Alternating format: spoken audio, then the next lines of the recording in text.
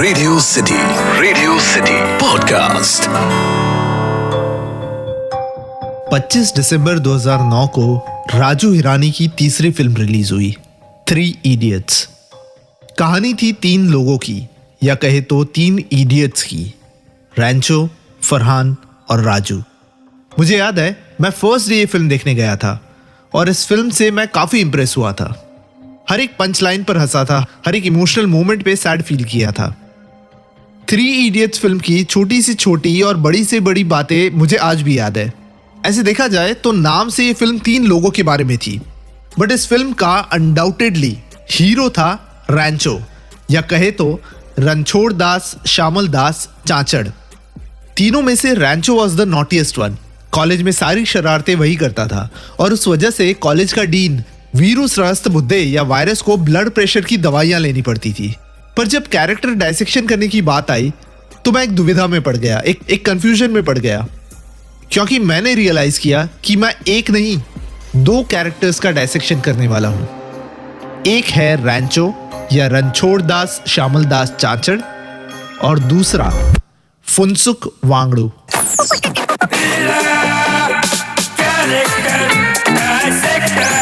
Character dissector with Atiq. Radio city पर मैं हूं कैरेक्टर डायसेक्टर अतीक। जैसे मैंने पहले कहा कि फिल्म 3 इडियट्स का देखा जाए तो मेन हीरो था रैंचो। राजू और फरहान एक तरह से सपोर्टिंग एक्टर्स थे। रैंचो का ये कैरेक्टर लोगों के दिल में बस गया और आमिर खान द्वारा enacted one of the best roles में गिना गया। रैंचो जो कैजुअल से कपड़े पहनता था, लूज टी शर्ट्स, ढीली ढाली जीन्स, बिखरे हुए बाल, क्लीन शेव्ड और बगल में एक स्लिंग बैग। एक टिपिकल हिंदी फिल्म के हीरो की तरह ना ही उसकी कोई मसल्स वाली बॉडी थी, ना ही कोई डायलॉग बाजी, ना ही कोई स्वैग। रैंचो के इस कैरेक्टर को लोग शायद इसलिए भी पसंद करते हैं क्योंकि रैंचो अक्सर कहता था, सक्सेस के पीछे नहीं, एक्सीलेंस के पीछे भागो, सक्सेस खुद ब खुद तुम्हारे पीछे आएगी। रैंचो हमेशा कहता था कि रट्टा मार के पढ़ने का क्या फायदा। रैंचो शर्मन जोशी यानी राजू को यह समझाता है कि एग्जाम से पहले टेंशन नहीं लेने का, और ये भगवान को एग्जाम से पहले याद करना, पूजा करना, अंगूठियां और तावीज पहनना, ये सब बकवास है। रैंचो आर माधवन के कैरेक्टर फरहान कुरैशी को फोर्स करता है कि वो अपना पैशन जो फोटोग्राफी है वो फॉलो करे, इंजीनियरिंग नहीं। इस फिल्म के बाद रैंचो के इस रवैये की, इस अप्रोच की बड़ी तारीफ हुई। सबने कहा कि हर स्टूडेंट को ये फिल्म और ये फिल्म का कैरेक्टर देखना चाहिए। लगभग 12 साल से ऊपर हो गए हैं इस फिल्म को।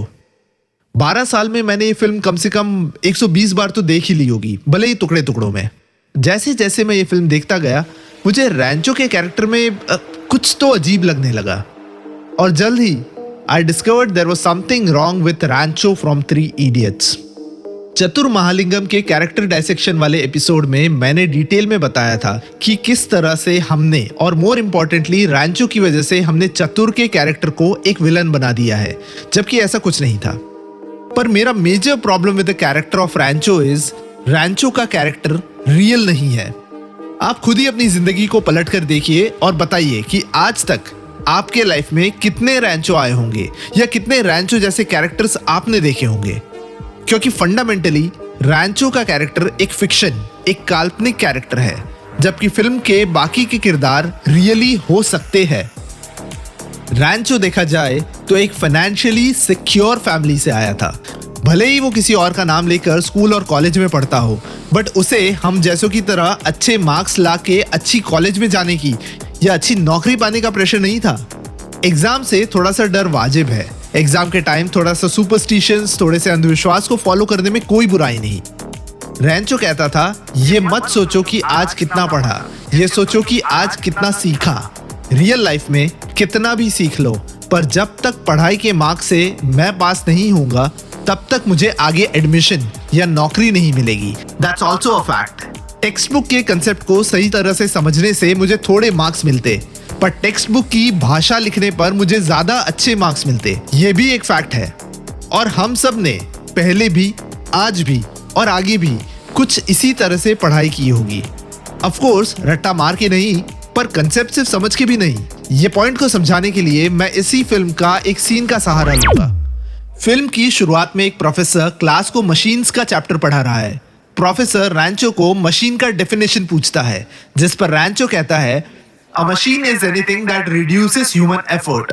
हर वो चीज जो इंसान का काम आसान करे या वक्त बचाए, वो मशीन है।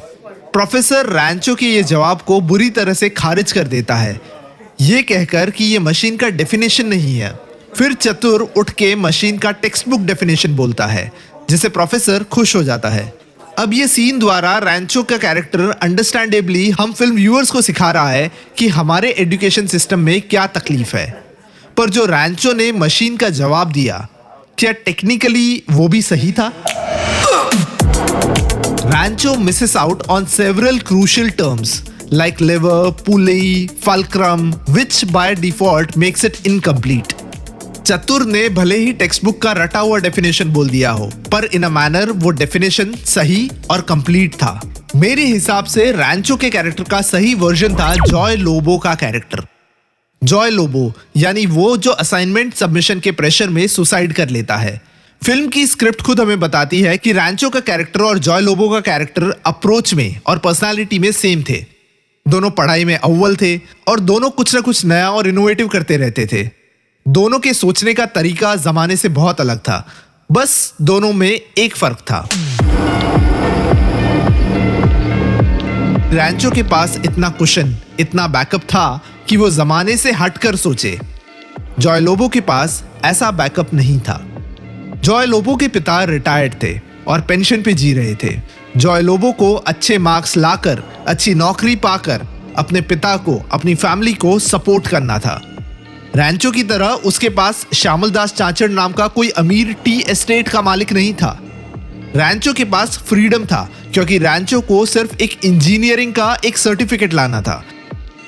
रैंचो के पास इतना बैंडविड्थ था कि वो मशीन का डेफिनेशन की जगह मशीन का मीनिंग समझाए। पर जॉय लोबो को तो मशीन का ही डेफिनेशन समझाना पड़ता, क्योंकि उसके सही डेफिनेशन से उसे सही मार्क्स मिलते और सही मार्क्स से सही नौकरी। तो ये तो रही रैंचो की बात। मुझे इक्वली प्रॉब्लम है रैंचो के ओरिजिनल अवतार यानी फुनसुक वांगडू से। रियल में Phunsukh Wangdu is an amazing character. नए नए इनोवेशंस बनाता है, बच्चों को इनोवेशन सिखाता है। बट जितना यारों का यार रैंचो था, उतना ही अनफ्रेंडली फुनसुक वांगडू था। रैंचो ने श्यामल दास से प्रॉमिस किया था कि वो कॉलेज के लास्ट डे चुपचाप किसी को बिना बताए वापस आ जाएगा। पर इतने सालों बाद फुनसुक वांगडू जब एक सक्सेसफुल इंसान बन गया है, 400 पेटेंट्स वाला, फिर भी उसने अपने कॉलेज के फ्रेंड राजू और फरहान को एक बार भी कांटेक्ट करने का ट्राई नहीं किया। I believe Phunsukh Wangdu was selfish. इसलिए तो वो सेल्फिश था ही कि उसने राजू और फरहान को कभी कांटेक्ट नहीं किया। वो इसलिए भी सेल्फिश था क्योंकि उसने करीना कपूर खान के कैरेक्टर पिया, जिससे वो प्यार करता था और पिया भी उससे प्यार करती थी, उसे भी बिना कुछ बताए अकेला छोड़कर वापस आ गया।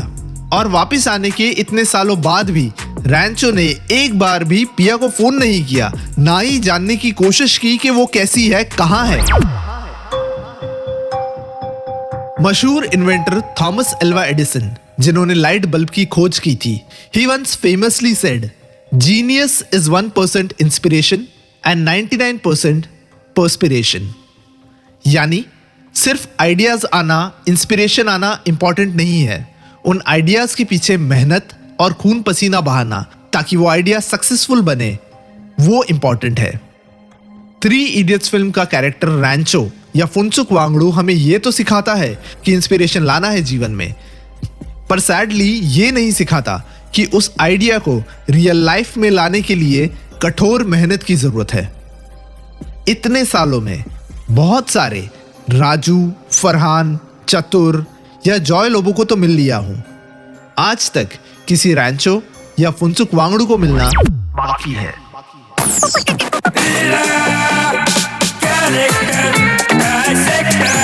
Character Dissector with Atik. Radio City Podcast. इस पॉडकास्ट का फीडबैक देने के लिए मेल करें podcast@myradiocity.com या इंस्टाग्राम पे कैरेक्टर डाइसेक्टर विद अतीक पे DM करें।